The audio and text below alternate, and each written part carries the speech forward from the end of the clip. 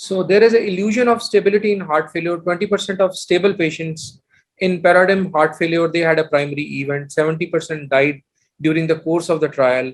Of stable patients who experienced a primary event, death preceded heart failure hospitalization in 50%. 60% of those deaths were sudden deaths. So if you want to prevent sudden death, then the best therapy is AICD, and ARNI also reduces sudden cardiac death. So that is definitely complementary to that. So all the patients who are having class 2 and above heart failure, they are going to benefit. So here we have to understand very clearly that asymptomatic LV dysfunction, that is one subset where their ARNI has no role as of today, as far as the guidelines and evidence-based medicine goes. So people can have, suppose a patient gets an MI, remains stable, and on follow-up, if you see the EF of 40% and patient is in NYHA class 1, that is a that is purely that is not a candidate for ARNI. So ARNI is to be given in patients who had heart failure and not asymptomatic LV dysfunction. So ARNI should be started as early as possible. We should not wait till deterioration happens. If we see the overall guidelines, then ARNI is indicated in NYHA class 2 and above, or patients who are in NYHA 1 but had a history of heart failure.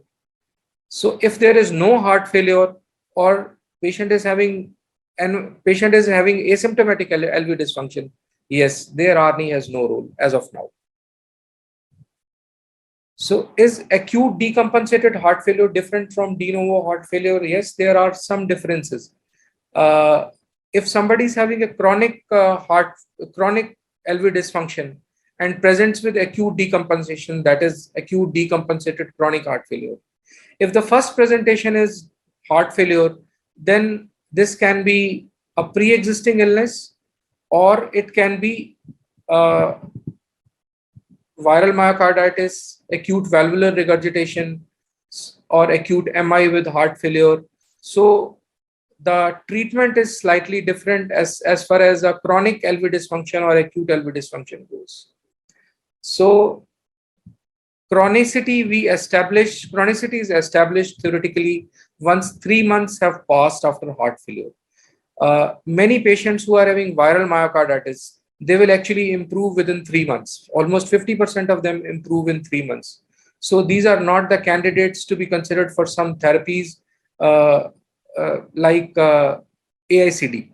If you see a patient who presents to you with heart failure, is having ejection fraction less than 30%, and you do a coronary angiogram, coronary angiography is normal, patient is having left bundle branch block, and you advise that patient a CRTD, no, that is not to be done. You must wait for 3 months stability of heart failure symptoms to call it a chronic heart failure, and then decision for AICD, CRTD, depending upon the QRS duration, is to be taken. And as far as medical therapy is concerned, that practically remains same for both de novo heart failure and acute decompensated chronic heart failure.